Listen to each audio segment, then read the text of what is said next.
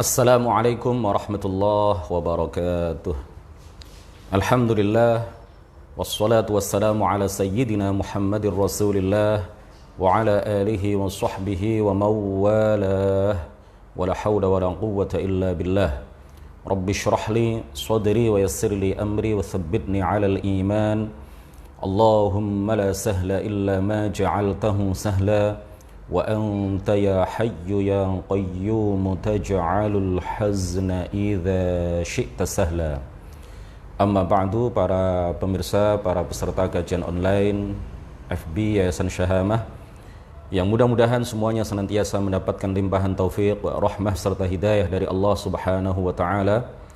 Kembali kita alhamdulillah diberi taufik oleh Allah untuk bisa melaksanakan kajian tematik kita. Kali ini adalah kajian tematik yang ke-8. Pada kajian tematik pagi hari ini insya Allah kita akan mengambil sebuah tema yang penting sesuai dengan momentum tahun baru Islam, tahun baru Hijriah 1442 Hijriah. Maka pada pagi hari yang insya Allah penuh keberkahan ini kita akan mengambil sebuah tema dari kesabaran menuju kejayaan. Para pemirsa rahimakumullah, dalam setiap momentum tahun baru ada beberapa hal. Sebelum kita masuk ke tema pembahasan kita pada pagi hari ini, ada beberapa hal yang ingin kami sampaikan. Yang pertama, bahwa yang mengalami pergantian tahun, yang mengalami pergantian bulan, yang mengalami pergantian hari, pergantian menit, pergantian detik, peredaran waktu, itu adalah kita, makhluk. Sedangkan Allah Subhanahu wa taala yang ada tanpa permulaan, yang ada tanpa akhir, ada tanpa bermula, ada tanpa penghabisan, maka ia tidak dikenai perubahan, maka ia tidak mengalami perubahan, maka tidak berlaku baginya peredaran waktu, tidak berlaku baginya peredaran masa, tidak berlaku baginya pergantian tahun. Dia tidak dilalui oleh waktu. Para ulama ahli sunnati wal jamaah mengatakan wa ajma'u ala anna Allah la yahwihi makan wa la yajri alaihi zaman. Para ulama ahli sunnati wal jamaah sepakat menyatakan bahwa Allah Subhanahu wa taala tidak diliputi oleh tempat dan tidak dilalui oleh waktu, tidak berlaku baginya perubahan masa, tidak berlaku baginya perubahan.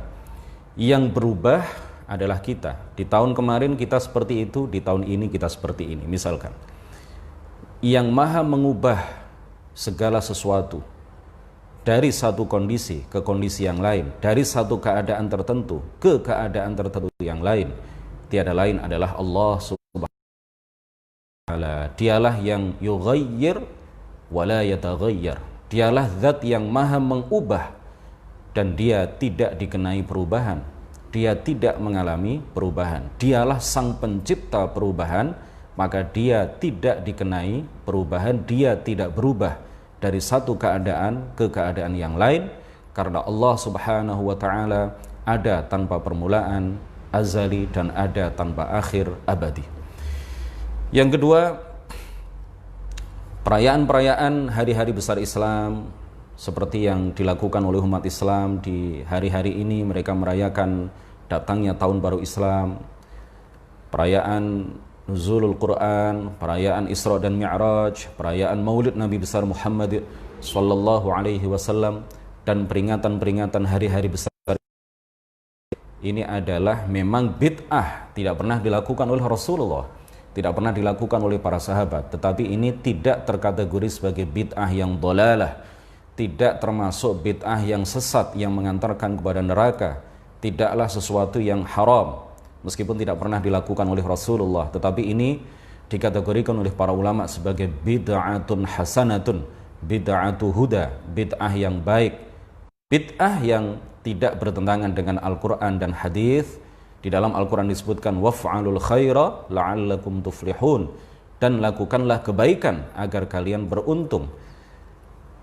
Perayaan Maulid Nabi, perayaan hari-hari besar Islam yang lain, perayaan tahun baru Islam, ini adalah sesuatu yang ada kebaikan di dalamnya, bahkan berlimpah kebaikan, ya, yang kita lakukan di dalam perayaan Maulid Nabi misalkan, atau yang kita lakukan pada perayaan tahun baru Islam adalah pembacaan ayat suci Al-Quran, Kemudian kalau di Jawa ada tahlil, ada istighatsah. Di dalam tahlil kita membaca sholawat, kita membaca beberapa ayat Al-Quran, kita membaca istighfar, kita membaca beberapa zikir yang warid dari Rasulullah Shallallahu Alaihi Wasallam. Kemudian berdoa bersama, lalu makan bersama, dan makanan-makanan yang dihidangkan itu adalah sedekah dari para jamaah, dan sedekah itu sendiri adalah sesuatu yang dianjurkan di dalam Islam.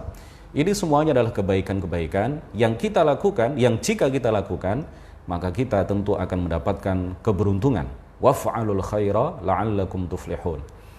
Orang-orang yang mengharamkan dan membid'ah sesatkan perayaan atau peringatan hari-hari besar Islam, ketika kita tanya mereka, kita mengajukan rentetan pertanyaan kepada mereka, dan pasti akan mereka jawab, iya baik, ini adalah sesuatu yang baik. Kita tanya mereka misalkan, baca Al-Quran itu baik apa tidak? Mereka pasti menjawab baik. Membaca tahlil itu baik apa tidak? Mereka pasti akan mengatakan baik. Membaca doa-doa yang warid dari Rasulullah itu baik apa tidak? Mereka pasti akan menjawab hal itu baik. Menjelaskan sejarah hidup sekelumit mengenai sejarah hidup Rasulullah itu baik apa tidak? Mereka pasti akan mengatakan ini baik. Berdoa itu baik apa tidak? Mereka pasti menjawab baik. Sedekah itu baik apa tidak? Mereka pasti akan menjawab baik. Lalu kita mengatakan, kalau ini semuanya item-item kegiatan yang kita lakukan, ya, kemudian kita tanyakan kepada Anda, setiap item itu Anda katakan ini adalah perbuatan yang baik. Kemudian kita tanya lebih lanjut kepada mereka, kalau setiap item itu kemudian kita lakukan di waktu yang sama, dirangkai dalam sebuah kegiatan yang kemudian kita namakan sebagai perayaan tahun baru Islam. Lalu kita katakan kepada mereka, kita tanya mereka, ini baik apa tidak? Mereka serempak menjawab secara spontan, ini bid'ah yang sesat. Nah ini min sakhafati uqulihim, mereka cara berpikir mereka sungguh picik. Jadi kalau item-item kegiatan tadi kita pisah satu dengan yang lain, itu mereka katakan sebagai perbuatan-perbuatan yang baik. Tetapi kalau kita lakukan bersama-sama dalam satu rangkaian kegiatan yang kemudian diberi nama perayaan Maulid Nabi, peringatan Hari Besar Islam, peringatan Tahun Baru Islam, kemudian mereka mengatakan dan menuduh itu sebagai sebuah bid'ah yang sesat yang mengantarkan kepada neraka. Para pemirsa rahimakumullah, yang ketiga, dalam momentum Tahun Baru ini kita juga biasanya dianjurkan oleh para ulama, dianjurkan bahkan oleh Al-Quran, ya, dianjurkan oleh hadis, dianjurkan bagi kita semuanya untuk melakukan muhasabah. Kita lihat diri kita introspeksi diri kita bercermin, kita lihat diri kita dalam sebuah cermin. Apakah di tahun baru ini kita semakin baik? Apakah di tahun baru ini ibadah kita meningkat? Apakah di tahun baru ini sedekah kita meningkat? Apakah di tahun baru ini kita semakin banyak melakukan kebaikan? Apakah semakin berganti tahun, apakah keburukan-keburukan yang kita lakukan semakin banyak kita tinggalkan, ataukah semakin banyak kita melakukan berbagai keburukan, berbagai dosa, berbagai maksiat? Kita muhasabah, kita introspeksi diri. Karena umur kita semakin pendek, jatah hidup kita semakin sedikit di dunia ini. Ya, umur umat Nabi Muhammad baina sittin wa sab'in. Jatah usia yang kebanyakan diberikan oleh Allah Subhanahu wa taala kepada umat Nabi Muhammad sallallahu alaihi wasallam adalah antara 60 sampai 70 tahun. Kalau kita sekarang sudah di usia 40-an, 50-an, berarti ajal kita akan semakin dekat. Sudahkah kita membekali diri kita dengan berbagai kebaikan yang bermanfaat bagi kita di kehidupan setelah kehidupan dunia, yaitu kehidupan di alam kubur dan kehidupan di alam akhirat? Allah Subhanahu wa taala di dalam sebuah ayat Al-Qur'an menegaskan kepada kita semuanya, ya ayyuhalladzina amanu taqullaha wal tanzur nafsum ma qaddamat lighad. Wahai orang-orang yang beriman, bertakwalah kalian kepada Allah Subhanahu wa taala dengan cara melakukan semua kewajiban dan meninggalkan semua yang diharamkan. Dan hendaklah setiap diri melihat, mencermati, memperhatikan bekal apa yang telah dia siapkan untuk kehidupan akhirat. Al-kayyisu, kata Rasulullah, man dana nafsahu wa amila lima ba'dal maut. Al-kayyisu, orang yang sangat cerdas itu adalah orang yang bukan ahli matematika, bukan pinter hitung-hitungan, bukan ahli fisika, bukan ahli kimia, bukan jago di bidang medis dan kesehatan. Tetapi kata Rasulullah sallallahu alaihi wasallam, al-kayyisu man dana nafsahu, orang yang cerdas adalah orang yang bisa mengalahkan hawa nafsunya dan selalu memuhasabah dirinya, selalu berintrospeksi setiap saat, setiap detik. Wa amila lima ba'dal maut, dan dia selalu melakukan berbagai kebaikan sebagai bekal untuk kehidupan setelah kematiannya. Ini adalah orang yang cerdas. Kata Rasulullah di dalam hadis yang lain, aqyasun nasi aktsaruhum isti'dadan lil maut. Orang yang paling cerdas adalah orang yang paling banyak mempersiapkan bekal untuk kematian. Dan yang bermanfaat bagi kita di dalam kehidupan setelah kehidupan dunia ini adalah takwa dan amal soleh. Dan takwa serta amal soleh tidak akan bisa kita raih kecuali dengan ilmu agama. Oleh karena itu, slogan Yayasan Syahamah yang terus kita syiarkan, yang terus kita dengung-dengungkan, yang terus kita viralkan, yang terus kita sosialisasikan, dan terus kita ajak masyarakat untuk bergabung dengan visi dan misi Yayasan Syahamah. Syiar, slogan yang biasa kita dengungkan adalah thariquna ilmun wa amalun wa ta'lim. Jalan yang kita tempuh adalah berilmu, beramal, artinya mengamalkan ilmu yang kita pelajari, dan yang ketiga adalah ta'lim, menyampaikan dan mengajarkan ilmu yang kita pelajari kepada sebanyak-banyaknya orang.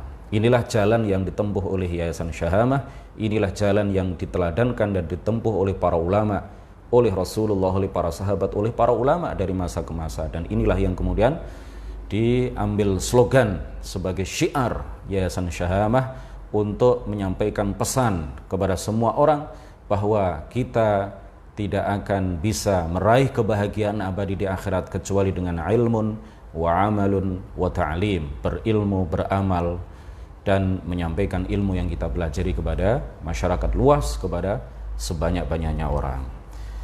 Para pemirsa FB Yayasan Syahamah yang mudah-mudahan senantiasa dirahmati oleh Allah Subhanahu wa taala. Hijrah. Sebelum kita berbicara mengenai hijrah, kita patut menyampaikan bahwa Rasulullah Shallallahu Alaihi Wasallam dilahirkan di Mekah, di lingkungan yang begitu bobrok, di lingkungan yang begitu dikuasai oleh godaan-godaan syaitan dan iblis, penuh dengan kezaliman, penuh dengan kemusyrikan, penuh dengan kekufuran, penuh dengan penyembahan terhadap berhala, penuh dengan kebodohan, ya, cara berpikir yang tidak menggunakan akal sehat, penuh dengan kejahilian. Rasulullah dilahirkan di dalam suasana masyarakat, kondisi masyarakat yang seperti itu. Rasulullah tumbuh dewasa karena beliau adalah orang yang dijaga langsung oleh Allah Subhanahu wa taala. Beliau tidak terpengaruh dengan kondisi di lingkungannya yang serba bobrok seperti itu. Rasulullah kemudian tumbuh dewasa menjadi seorang yang berakhlak mulia. Bahkan sebelum diangkat menjadi nabi, beliau adalah orang yang terkenal sebagai al-amin, as-sadiq, al-amin, orang yang jujur dan dapat dipercaya. Orang-orang kafir Quraisy kalau ingin barangnya aman, maka mereka menitipkan barang-barang itu kepada Muhammad. Karena beliau terkenal sebagai orang yang jujur, yang bisa dipercaya, yang tidak pernah sekalipun berbohong kepada siapapun. Lalu Rasulullah Sallallahu Alaihi Wasallam karena beliau dijaga dan selalu dilindungi oleh Allah Subhanahu Wa Taala, sekali lagi beliau tidak terpengaruh dengan kondisi lingkungan yang luar biasa bobrok ketika itu. Bayangkan para pemirsa sekalian, jika terlahir anak perempuan di kalangan mereka pada saat itu, karena kejahilian mereka, karena mereka tidak menggunakan akal sehat mereka, maka mereka malu. Ayah, ibu, dan seluruh anggota keluarga, kalau terlahir dari mereka seorang anak perempuan, bayi perempuan, maka mereka menanggung malu, mereka marah, ya, mereka merah pada mukanya, sehingga kemudian apa? Bayi yang baru lahir, yang berjenis kelamin perempuan, ini kemudian dikubur hidup-hidup, dipendam hidup-hidup di dalam tanah. Ya, begitu teganya mereka, sudah dirasuki oleh iblis akal dan pikiran mereka, sehingga mereka tidak lagi menggunakan akal sehat mereka. Lalu mereka juga menyembah berhala, sesuatu yang dibuat dengan tangan mereka sendiri, kemudian mereka jadikan Tuhan. Mereka jadikan sebagai sesembahan-sesembahan yang kemudian mereka sembah. Bahkan seringkali mereka membuat berhala itu dari bahan-bahan yang bisa dimakan seperti kurma dan lain sebagainya. Setelah mereka mengumpulkan beberapa buah kurma, kemudian mereka jadikan buah kurma itu sebagai bentuk manusia yang ada kepalanya, ada badannya, kemudian mereka sembah. Itu mereka sembah, padahal itu mereka rakit sendiri, mereka pahat sendiri, mereka racik sendiri dengan tangan mereka, kemudian mereka sembah. Ketika mereka lapar, kemudian berhala yang terbuat dari bahan-bahan yang bisa dimakan ini kemudian mereka ambil satu-satu lalu mereka makan. Setelah mereka makan, kemudian mereka keluarkan dari jalur belakang mereka, ya, dari dari dubur mereka, kemudian keluar kotoran.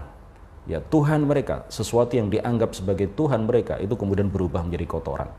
Mereka tidak bisa berpikir dengan logika yang sehat karena hati dan pikiran mereka sudah penuh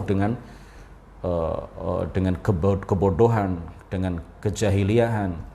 Ya, iblis berhasil menguasai dan hati mereka. Bahkan saking jahiliyahnya mereka, sampai-sampai mereka tawaf mengelilingi Ka'bah. Ya, mereka sebut itu sebagai tawaf, mereka sebut itu sebagai ibadah, mengelilingi Ka'bah, karena digoda oleh iblis bahwa tawaf di tempat yang suci, ibadah di tempat yang suci itu harus dilakukan tanpa mengenakan pakaian yang biasa digunakan mereka untuk melakukan dosa dan maksiat.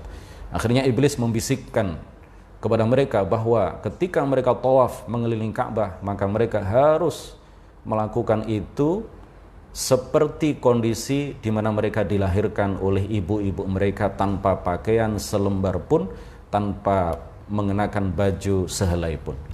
Akhirnya mereka tawaf dengan telanjang bulat karena mereka menganggap, dan itu adalah hasil bisikan dan godaan dari iblis, bahwa pakaian yang mereka kenakan itu tidak layak mereka pakai untuk melakukan ibadah di tempat yang suci itu, karena pakaian yang mereka kenakan adalah pakaian-pakaian yang biasa mereka gunakan untuk melakukan dosa dan maksiat. Subhanallah. Para pemirsa rahimakumullah, singkat cerita, pada akhirnya Rasulullah Shallallahu Alaihi Wasallam kemudian menerima wahyu yang pertama di Gua Hira. Allah menurunkan wahyunya kepada Nabi Muhammad Sallallahu Alaihi Wasallam dengan perantaraan malaikat Jibril alaihi salam.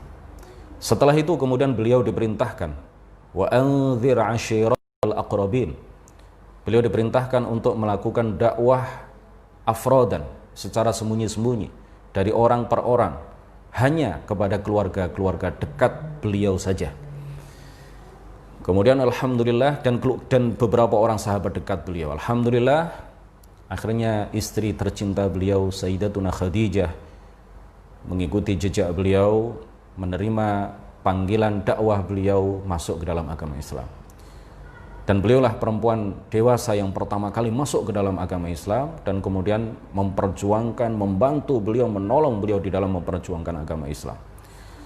Lalu ada Sayyiduna Abu Bakar, sahabat dekat beliau, yang kemudian juga memenuhi panggilan dakwah beliau dan akhirnya masuk ke dalam agama Islam. Dan beliaulah orang yang pertama kali dari kalangan laki-laki dewasa yang masuk ke dalam agama Islam. Dan dari kalangan anak-anak ada sepupu beliau yang pada akhirnya nanti beliau ambil sebagai menantu, yaitu Sayyiduna Ali ibnu Abi Thalib radhiyallahu anhu wa karrama wajhah. Beliaulah orang yang pertama kali masuk ke dalam agama Islam dari kalangan anak-anak.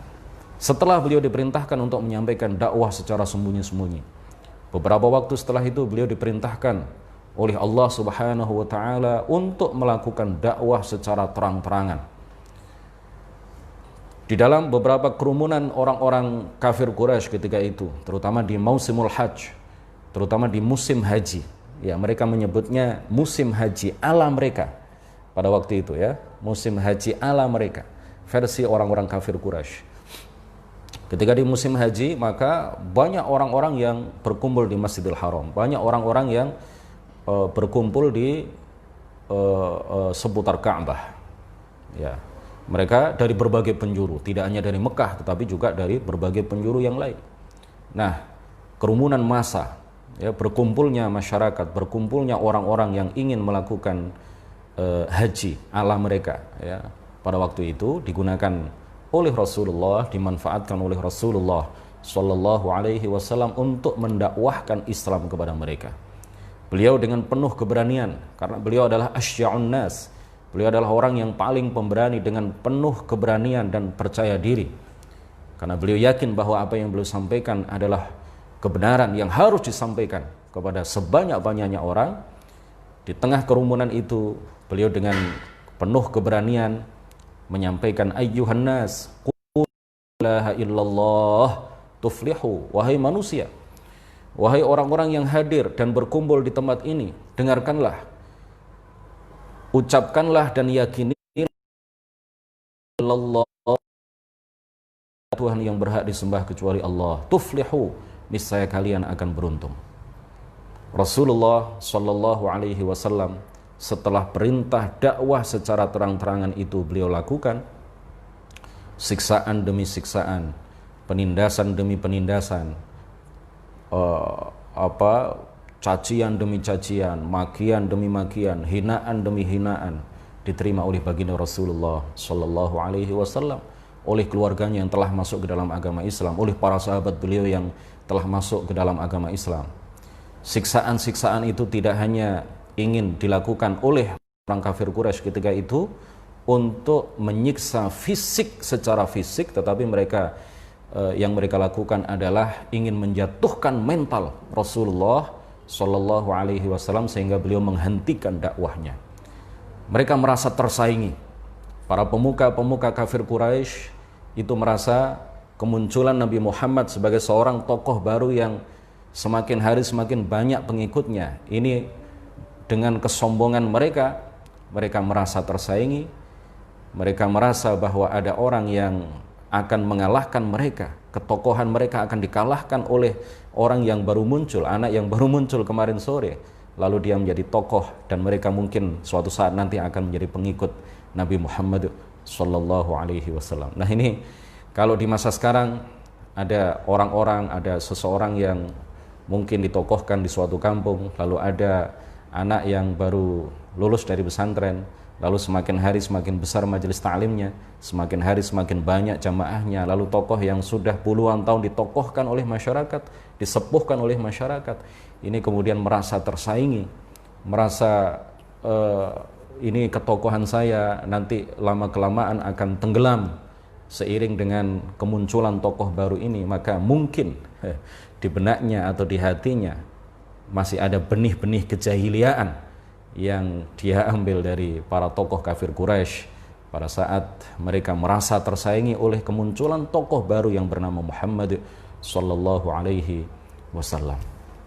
Cacian, makian, penindasan, hinaan, bulian, dan berbagai macam baik secara fisik maupun secara mental itu dilakukan oleh orang-orang kafir Quraisy, terutama oleh para pemuka musyrikin di Mekah untuk menjatuhkan mental Rasulullah dan kemudian sehingga beliau menghentikan dakwah beliau.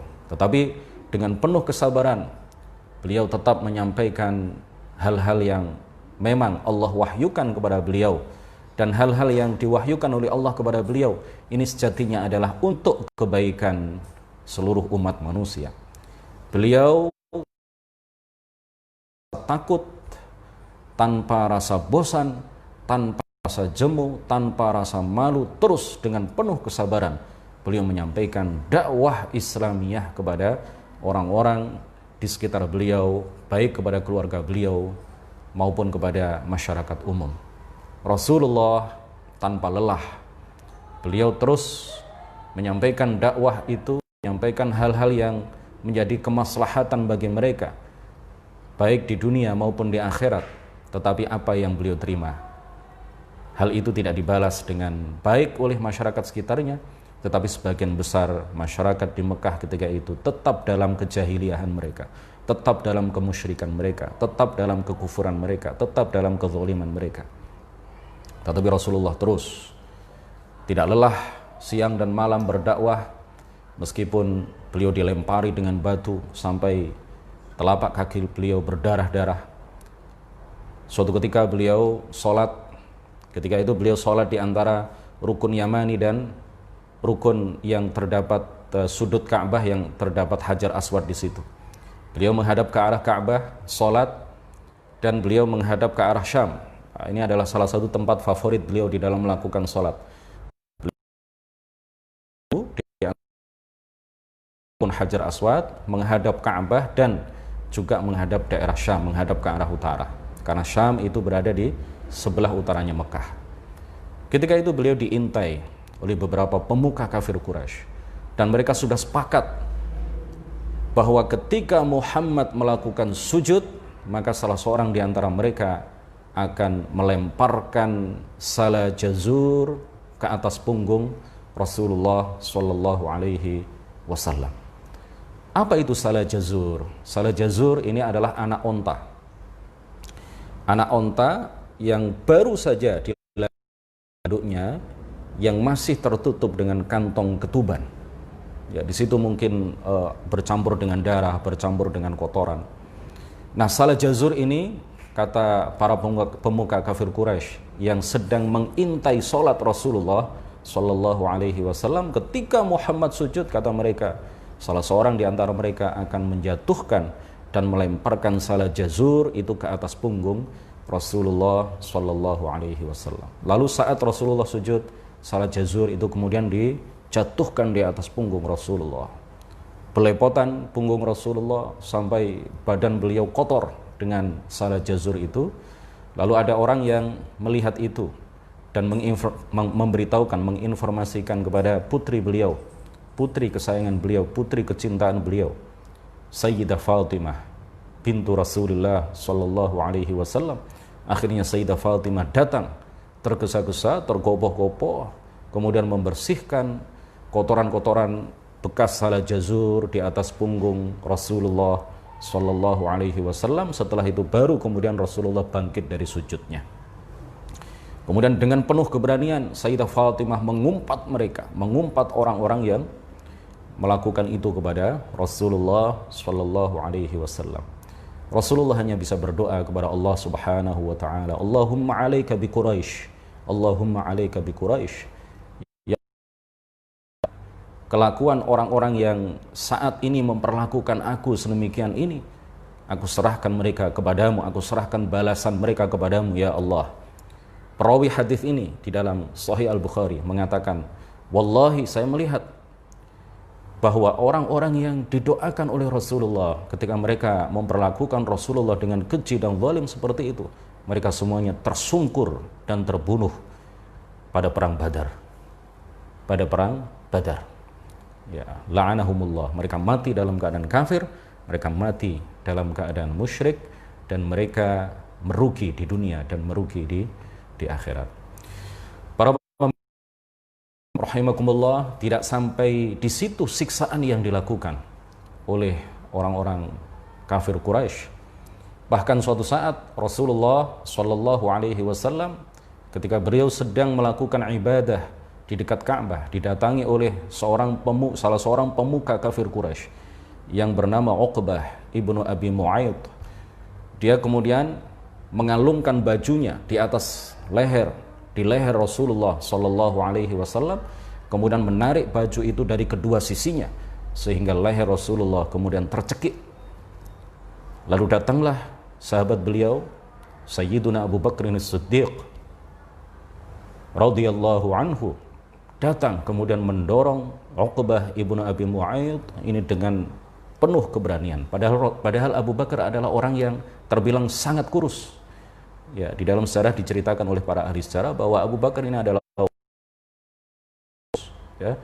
bukan orang yang badannya berperawakan besar, bukan. Tetapi dengan penuh keberanian beliau mendorong orang kafir itu untuk melindungi Rasulullah Sallallahu Alaihi Wasallam. Dan begitulah yang dilakukan oleh para sahabat. Tidak hanya Sayyiduna Abu Bakar, Tetapi para sahabat yang lain, mereka berani mengorbankan nyawa mereka, mengorbankan harta mereka, mengorbankan apapun demi tegaknya Islam dan demi untuk melindungi orang yang sangat mereka cintai, yaitu baginda Rasulullah Sallallahu Alaihi Wasallam. Kemudian Abu Bakar dengan penuh keberanian, beliau kemudian mengatakan dengan suara yang keras kepada Uqbah ibnu Abi Mu'ayyid, "Ataqtuluna rajulan ay yaqula rabbi Allah?" Apakah kalian wahai Uqbah dan orang-orang kafir ini, apakah kalian tega membunuh orang yang hanya mengatakan Rabbi Allah, Tuhanku adalah Allah Subhanahu wa ta'ala. Ini siksaan demi siksaan yang seperti itu diterima oleh Rasulullah Sallallahu Alaihi Wasallam dan dilakukan oleh orang-orang kafir Quraisy, tidak hanya kepada beliau tetapi juga kepada sahabat-sahabat beliau, kepada keluarga terdekat beliau yang telah masuk ke dalam agama Islam. Bahkan suatu saat keluarga beliau sendiri, ya, Abu Lahab, ketika dikumpulkan keluarga Rasulullah di suatu tempat, lalu Rasulullah mendakwahkan Islam kepada mereka, Abu Lahab lalu mengatakan kepada baginda Rasulullah Sallallahu Alaihi Wasallam, "Tabban laka ya Muhammad alihadza." Beliau sendiri mencaci beliau, memaki beliau, "Tabban laka ya Muhammad alihadza jama'atana." Celaka engkau wahai Muhammad, apakah untuk ini dakwah Islam yang engkau anggap ini sebagai dakwah kebenaran, apakah untuk mengumpulkan kami? Ya, aku rugi datang ke sini. Kira-kira begitu yang dimaksud oleh Abu Lahab. Setelah itu kemudian turun surat Al-Lahab atau surat Al-Masad, Tabbat yada abi lahabi wa tabb. Jadi yang celaka itu bukan Muhammad. Di dalam ayat ini ditegaskan bahwa yang celaka, yang akan mati dalam keadaan kafir dan musyrik dan di akhirat masuk neraka selama-lamanya adalah Abu Lahab. Dan Abu Lahab ini dimasukkan ke dalam neraka oleh Allah Subhanahu wa ta'ala dan tidak akan diringankan siksanya. Tidak seperti yang dikatakan bahwa setiap hari Senin dia akan diringankan siksanya oleh Allah Subhanahu wa ta'ala karena rasa alami yang pernah dia rasakan, yang pernah dia lakukan pada saat Rasulullah Sallallahu Alaihi Wasallam, ya. Di akhirat ketika orang kafir disiksa di neraka, ya, siapapun dia maka tidak akan diringankan siksanya oleh Allah Ta'ala. Sahabat Nabi beliau juga mengalami siksaan serupa. Contoh yang paling sering disampaikan oleh para ulama kita di dalam buku-buku sejarah para sahabat adalah Bilal. Sayyiduna Bilal yang merupakan budak orang pemuka kafir Quraisy yang bernama Umayyah bin Khalaf mengalami siksaan yang luar biasa. Beliau dalam satu kesempatan pada siang hari yang di situ terik panas matahari sungguh luar biasa, beliau ditangkap oleh tuannya yang kafir, yang musyrik, yang bernama Umayyah bin Khalaf. Ditelentangkan di bawah terik sinar matahari yang begitu panas membara, jatuhkan di atasnya sebongkah batu yang besar, ditaruh di atas dadanya, lalu dia dipaksa untuk meninggalkan agama Islam, dipaksa untuk meninggalkan Nabi Muhammad, dipaksa untuk kembali menyembah berhala, memuji berhala ketika itu, tetapi beliau tidak mengucapkan kata-kata apapun kecuali ahadun ahad, ahadun ahad. Aku beriman kepada Allah yang Maha Esa. Aku beriman kepada Allah yang Maha Esa. Aku tidak mau meninggalkan Islam. Setelah itu kemudian datang Sayyiduna Abu Bakar As-Siddiq radhiyallahu anhu. Bilal adalah seorang budak. Budak itu pada saat itu diperjualbelikan. Melihat keadaan Bilal yang seperti itu, Sayyiduna Abu Bakar As-Siddiq radhiyallahu anhu tidak tega melihatnya. Lalu beliau menebus dengan harga berapapun yang ditawarkan oleh Umayyah bin Khalaf. Beliau tebus harga Bilal itu dengan uang pribadi beliau. Akhirnya alhamdulillah Bilal berhasil beliau merdekakan dan lepas dari siksaan demi siksaan yang ditujukan oleh tuannya yang bernama Umayyah bin Khalaf kepada beliau. Pada akhirnya kemudian karena siksaan, penindasan, cacian, makian terus dialami oleh umat Islam ketika itu, maka Rasulullah Shallallahu Alaihi Wasallam kemudian memerintahkan para sahabatnya yang berkenan untuk hijrah dari Mekah menuju Habasyah, ya kalau sekarang namanya Ethiopia, di benua Afrika. Ya, Mekah masuk benua Asia. Hijrah ke Habasyah. Karena Rasulullah Shallallahu Alaihi Wasallam tahu bahwa di sana ada raja yang adil, meskipun dia Nasrani, yang bernama Ashamah An-Najashi. Lalu berangkatlah beberapa orang sahabat berhijrah menuju ke Habasyah. Rasulullah tidak ikut saat itu.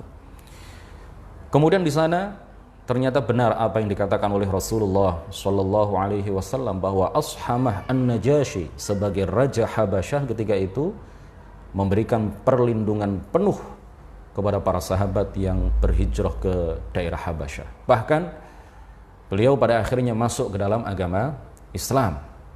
Raja Ashamah ini kemudian masuk ke dalam agama Islam. Kemudian beberapa waktu setelah para sahabat ini tinggal di Habasyah, mereka mendengar desas-desus yang menyatakan bahwa kondisi Mekah semakin baik. Siksaan yang dilakukan oleh kafir Quraisy kepada umat Islam ketika itu, beberapa orang sahabat yang sudah tinggal di Habasyah lalu mereka kembali untuk menjalani kehidupan di Mekah. Tetapi sesampainya mereka di Mekah, informasi itu ternyata salah. Kondisi di Mekah bukan semakin membaik, tetapi malah semakin memburuk. Siksaan demi siksaan yang dilakukan oleh hari semakin membabi buta, semakin berat. Kondisi umat Islam ketika itu luar biasa terjepit. Perjuangan Rasulullah Shallallahu Alaihi Wasallam pada saat luar biasa. Hal yang seperti itu kemudian Rasulullah memerintahkan kembali kepada para sahabatnya yang mau, yang berkenan untuk kembali berhijrah ke Habasyah. Kemudian beberapa orang yang sudah kembali ke Mekah itu hijrah kembali ke Habasyah, dan sebagian masih tinggal di Mekah, dan sebagian yang belum hijrah pada hijrah pertama, pada hijrah yang kedua ke Habasyah ini kemudian mereka ikut berhijrah ke Habasyah dan mendapat perlindungan penuh di Habasyah dari Raja Ashamah An-Najashi, meskipun para pemuka kafir Quraisy ketika itu mengutus beberapa utusan, ya diantaranya adalah Amr ibn al-As yang saat itu, dan utusan-utusan yang lain untuk merayu Raja Habasyah supaya beliau mau mengembalikan ya para sahabat ini ke Mekah. Ya, mereka merayu, tetapi rayuan mereka tidak berhasil, dan pada akhirnya Raja Ashamah ini bukan malah mengikuti rayuan yang dilakukan oleh utusan-utusan kafir Quraisy ini, tetapi beliau malah kemudian masuk ke dalam agama Islam, dan beliau dikategorikan para ulama sebagai seorang tabi'in, meskipun beliau masuk Islam di masa hidup Rasulullah, tetapi karena beliau tidak pernah berjumpa dengan Rasulullah, yang mereka jumpai adalah para sahabat, maka Ashamah ini masuk kategori tabi'in dan menjadi wali min awliyaillahi ta'ala. Setelah makamnya setelah beliau dimakamkan, tidak lama setelah itu muncul cahaya yang sangat terang benderang sekali muncul dari dalam makam beliau, dan ini menunjukkan bahwa beliau adalah seseorang yang mati dalam keadaan menjadi kekasih Allah Subhanahu wa ta'ala, wali di antara wali-wali Allah Subhanahu wa ta'ala. Mudah-mudahan kita suatu saat nanti bisa berziarah ke makam beliau. Dan sampai sekarang ada beberapa makam para sahabat di Habasyah, di Ethiopia sana, karena memang beberapa orang sahabat karena sudah merasa nyaman berdakwah di sana, mereka tidak mau kembali ke Mekah dan juga tidak kembali ke Madinah, ya, Mekah menuju Madinah, dan pada akhirnya mereka wafat di sana dan dimakamkan di sana. Para pemirsa FB Yayasan Syahamah yang mudah-mudahan senantiasa mendapatkan limpahan taufik dan rahmat dari Allah Subhanahu wa ta'ala.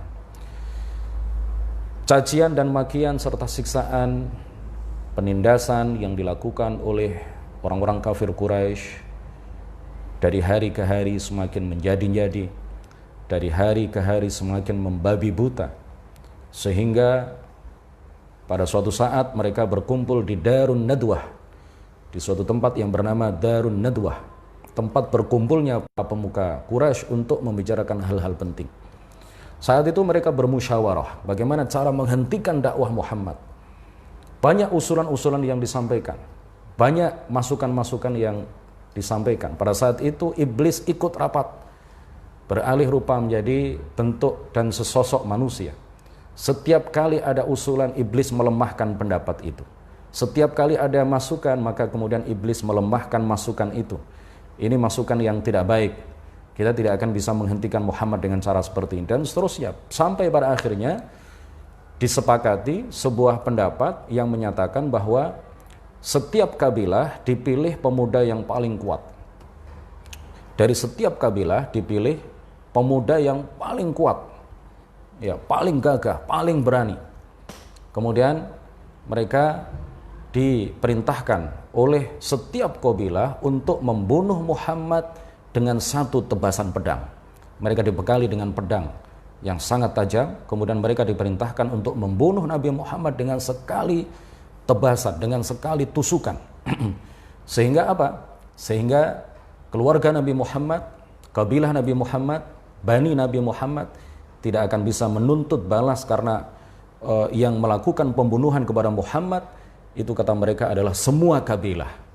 Dan akhirnya diharapkan mereka tidak akan menuntut balas.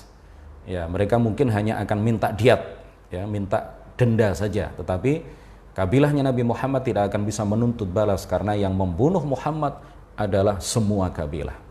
Pendapat inilah yang akhirnya disepakati, dan iblis kemudian menguatkan pendapat itu. Dan pada akhirnya pendapat itulah yang disepakati di dalam forum musyawarah para pemuka kafir Quraisy di Darun Nadwah. Kemudian pada malam yang telah disepakati,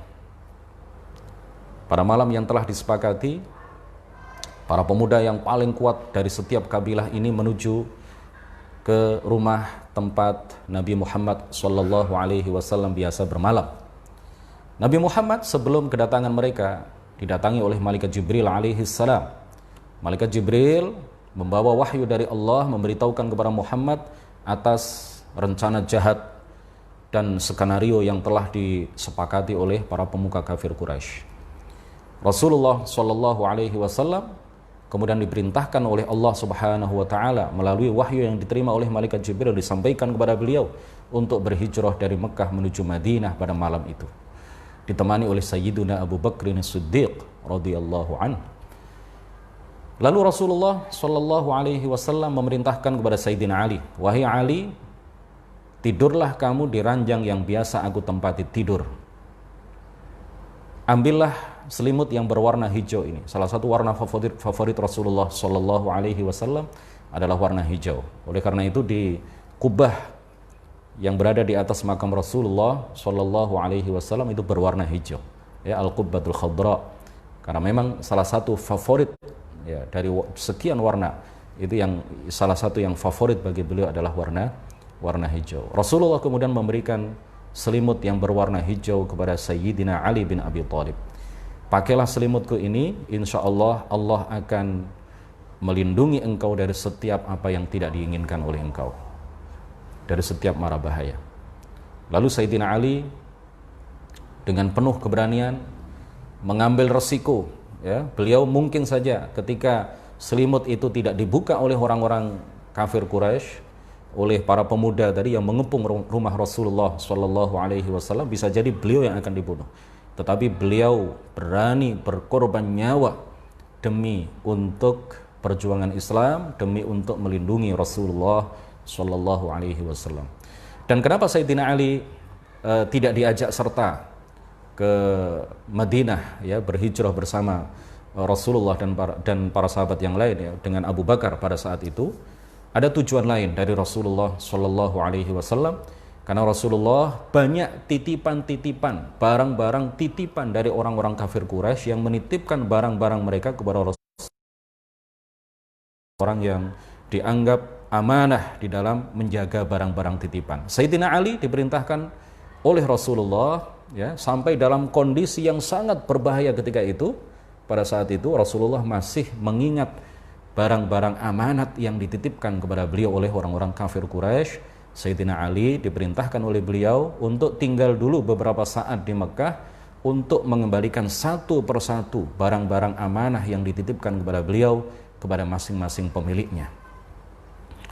Pada malam itu, setelah Sayyidina Ali tidur memakai selimut hijau beliau di atas ranjang yang biasa beliau tempati untuk tidur, lalu Rasulullah Shallallahu Alaihi Wasallam mengambil segenggam tanah, mengambil segenggam debu, kemudian beliau keluar rumah sambil membaca surat Yasin,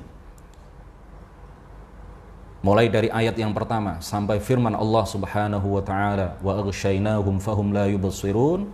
Sambil membaca surat Yasin, beliau menaburkan debu, segenggam debu yang beliau ambil itu ke kepala para pemuda yang sedang mengepung rumah beliau. Mata mereka kemudian dihalangi oleh Allah Subhanahu wa taala sehingga mereka semuanya tidak melihat keberadaan Rasulullah Shallallahu alaihi wasallam. Rasulullah kemudian dari Mekah, beliau keluar dari Mekah ditemani oleh Sayyiduna Abu Bakr As-Siddiq radhiyallahu anhu, dan pada keesokan harinya para pemuka kafir Quraisy datang ke tempat yang dikepung oleh para pemuda yang kuat dari masing-masing kabilah itu. Mereka heran, apa yang kalian lakukan, apa yang kalian tunggu? Mereka kemudian mengatakan, kami menunggu Muhammad keluar dari rumahnya. Lalu orang-orang yang menjadi pemuka kafir Quraisy itu mengatakan, Muhammad telah keluar dari rumahnya, Muhammad telah pergi, Muhammad telah lari dari kita. Nah, ini penting untuk disampaikan kepada kita semuanya, bahwa hijrah Rasulullah dari Mekah menuju Madinah itu bukanlah upaya melarikan diri dari orang-orang kafir Quraisy, bukanlah karena beliau takut kepada siksaan orang-orang kafir Quraisy, bukan pula karena sikap putus asa beliau terhadap orang-orang kafir Quraisy, terhadap kondisi yang terjadi ketika itu, bukan pula dimaksudkan untuk mencari kenyamanan, mencari kehidupan yang lebih baik, mencari ketenaran, mencari kekuasaan di Madinah, bukan.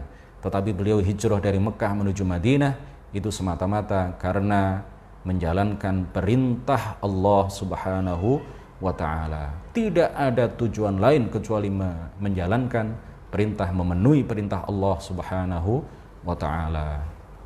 Kalau seandainya Allah memerintahkan kepada beliau dan para sahabatnya untuk tetap tinggal di Mekah, berdakwah di Mekah, maka hal itu pasti akan beliau lakukan, seberat apapun siksaan, makian, penindasan yang dilakukan oleh orang-orang kafir Quraisy kepada beliau. Oleh karena itu, beliau tidak berhijrah di saat wahyu pertama diturunkan kepada beliau, di saat terjadi makian, penindasan, siksaan ya pertama kali dilancarkan oleh orang-orang kafir Quraisy, tidak. Tetapi hijrah itu beliau lakukan 13 tahun setelah beliau berdakwah di Mekah. Singkat cerita, para hadirin rahimakumullah, beliau kemudian dikejar oleh orang-orang kafir Quraisy, oleh para pemuka kafir Quraisy yang jumlahnya sangat banyak. Bahkan mereka menawarkan bagi siapapun yang bisa membawa kembali Muhammad ke Mekah, maka dia akan mendapatkan 100 ekor unta. Sayembara itu kemudian dimaklumatkan kepada setiap orang, dan pada akhirnya banyak orang yang mengejar Nabi Muhammad beserta sahabat beliau terkasih Sayyiduna Abu Bakr As-Siddiq radhiyallahu anhu. Dan kemudian beliau berdua sembunyi di Gua Thaur. Sembunyi di Gua Thaur. Gua yang tidak terlalu tidak terlalu luas ya, gua yang sempit. Beliau di situ kurang lebih 3 hari ditemani oleh sahabat Abu Bakr As-Siddiq radhiyallahu anhu. Kuasa Allah Subhanahu wa taala, karena beliau adalah nabi, rasul, utusan Allah yang dijaga langsung oleh Allah Subhanahu wa taala. Illa tansuruhu faqad nasarahullah. Jika kalian wahai orang-orang tidak menolong Muhammad, maka Allah lah yang menjadi penolong Nabi Muhammad sallallahu alaihi wasallam. Setelah Rasulullah sallallahu alaihi wasallam masuk ke dalam Gua Thaur, lalu langsung tumbuh-tumbuhan. Ya, langsung tumbuh-tumbuhan seperti yang diriwayatkan oleh Al-Baihaqi di dalam kitab Dalailun Nubuwah. Tumbuh sebuah tumbuhan di depan beliau, sehingga orang-orang yang sekiranya ingin melihat jasad mulia beliau, maka terhalangi oleh pohon itu. Tidak lama kemudian datang laba-laba, membuat jaring-jaring laba-laba, membuat rumah laba-laba itu, membuat rumah, membuat jaring-jaring di pintu gua. Lalu setelah itu dengan kuasa Allah Subhanahu wa taala datang 2 ekor merpati liar, ya, liar datang ke situ, kemudian bertelur di situ. Datanglah orang-orang yang mengejar beliau karena ingin mendapatkan 100 ekor unta. Mendengar sayembara itu, berbondong-bondonglah orang yang mengejar Nabi Muhammad, dan ada beberapa orang yang sudah sampai di depan bibir Gua Thaur. Sebagian dari mereka yakin bahwa Muhammad ini pasti ada di dalam Gua Thaur. Tetapi sebagian dari mereka kemudian melihat dan memperhatikan, mencermati bahwa di bibir gua, di pintu gua itu ada jaring laba-laba, ada rumah laba-laba. Kemudian juga di situ ada 2 ekor burung merpati. Kalau Muhammad masuk ke Gua Thaur, pasti jaring laba-laba ini akan rusak. Pasti 2 ekor merpati ini akan terbang, tidak akan sampai bertelur di situ. Allah Subhanahu wa taala menyelamatkan nabinya beserta sahabatnya yang berada di Gua Thaur. Seandainya mereka melihat ke arah bawah, maka pasti mereka akan melihat kaki Rasulullah dan kaki sahabat Abu Bakar As-Siddiq radhiyallahu anhu. Tapi Allah menjaga nabinya, Allah menjaga rasulnya, Allah menjaga kekasihnya yang bernama baginda Nabi besar Muhammad sallallahu alaihi wasallam. Kemudian ada kisah menarik ketika beliau berdua di Gua Thaur. Di situ ada beberapa lubang. Sayyiduna Abu Bakar As-Siddiq dalam satu kesempatan beliau khawatir, sangat mengkhawatirkan keselamatan Rasulullah. Jangan-jangan di balik lubang-lubang yang ada di gua itu ada ular, ada kalajengking dan binatang-binatang berbisa yang lain, yang kalau itu keluar dari lubang-lubang itu maka hal itu akan membahayakan kekasihnya, yaitu Nabi Muhammad sallallahu alaihi wasallam. Akhirnya ditutup, ya, lubang-lubang itu ditutup dengan kedua telapak kaki Sayyiduna Abu Bakar, dan dalam satu momen kaki beliau, telapak kaki beliau kemudian digigit digigit oleh ular yang berbisa. Menahan rasa sakit yang luar biasa, beliau tidak berani untuk bergerak, beliau tidak berani untuk bersuara karena takut mengganggu Rasulullah saat itu yang sedang beristirahat, yang sedang tidur. Tetapi kemudian lama-kelamaan beliau tidak bisa menahan rasa sakit, sehingga kemudian beliau meneteskan air mata. Saking beliau menahan rasa sakit yang luar biasa, sampai-sampai kemudian terdengar suara dari Sayyiduna Abu Bakar As-Siddiq, suara tangisan dari Sayyiduna Abu Bakar As-Siddiq radhiyallahu an. Lalu Rasulullah kemudian terbangun dari tidurnya, terjaga dari istirahatnya. Beliau bertanya, apa yang sedang terjadi wahai Abu Bakar? Abu Bakar kemudian menceritakan apa yang terjadi. Lalu Rasulullah sallallahu alaihi wasallam mengatakan, mana yang digigit oleh ular wahai sahabatku? Rasulullah kemudian mengambil sedikit air ludah mulia beliau. Air ludah beliau adalah air ludah yang penuh dengan barokah. Di situ ada syifa, di situ ada obat dari Allah Subhanahu wa taala. Allah menjadikan pada air liur Rasulullah penuh barokah dan bisa menjadi obat.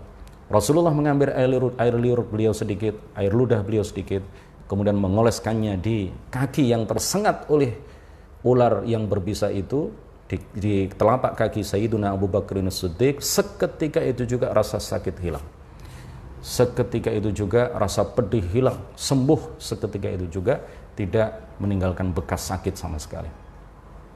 Singkat cerita hadirin sekalian, lalu Rasulullah sallallahu alaihi wasallam berhijrah dari Mekah menuju ke Madinah ditemani oleh Abu Bakar. Abu Bakar kadang-kadang berada di belakang Rasulullah, kadang berada di sebelah kanan beliau, kadang berada di depan beliau. Rasulullah kemudian bertanya, apa yang sedang kamu lakukan wahai Abu Bakar? Ya Rasulullah, kalau musuh berada di belakang engkau, maka biarlah aku yang mati duluan. Suatu saat beliau berada di hadapan beliau, di depan Rasulullah, berjalan di depan Rasulullah. Kemudian Rasulullah bertanya, apa yang kamu lakukan wahai Abu Bakar? Abu Bakar kemudian mengatakan, kalau musuh datang dari depan engkau wahai Rasulullah, biarlah aku yang mati duluan. Begitu luar biasanya, ya, pengorbanan yang dilakukan oleh para sahabat, ya, terutama oleh Sayyiduna Abu Bakar As-Siddiq radhiyallahu anhu. Jarak antara Mekah ke Madinah ini kurang lebih 400 km. Kalau sekarang ada tol, ya, kalau lancar itu kurang lebih 4 jam 5 jam. Agak macet 6 jam. Itu kalau naik bis 100 km kecepatan 100 km per jam. Tetapi kalau dilakukan dengan jalan kaki mungkin 1 bulan penuh baru sampai. Nah, Rasulullah ini menempuh perjalanan selama kurang lebih 1 bulan dari Mekah menuju ke Madinah. Dan akhirnya beliau sampailah di Madinah, disambut dengan gegap gempita oleh para penduduk Madinah. Mereka menyambut beliau dengan Tala'al badru alaina, ya, mereka mengumandangkan itu. Lalu kemudian Allah Subhanahu wa taala, singkat cerita, menyempurnakan nikmat berkat kesabaran Nabi Muhammad dan para sahabat. Allah Subhanahu wa taala menyempurnakan nikmatnya sehingga kemudian beberapa tahun setelah itu, setelah tinggal di Madinah, beliau kembali ke Mekah dengan membawa rombongan para sahabat ribuan jumlahnya. Pada akhirnya berhasil melakukan Fathu Makkah, berhasil melakukan penaklukan kota Makkah, dan beliau sama sekali tidak ingin balas dendam kepada siapapun. Beliau tidak ingin mengusir dari Mekah orang-orang yang pernah mengusir beliau dari Mekah. Beliau sama sekali tidak ingin menyakiti siapapun yang pernah menindas, menyakiti, mencaci, memaki beliau dan para sahabat beliau. Akhirnya pada saat itulah orang-orang masuk ke dalam agama Islam secara berbondong-bondong, dan pada akhirnya rakyat Islam yang memperjuangkan agama ini, menegakkan agama ini, berhasil diislamkan oleh baginda Rasulullah sallallahu alaihi wasallam. Rasulullah sendirian, tetapi ketika beliau meninggal, beliau meninggalkan ratusan ribu para sahabat,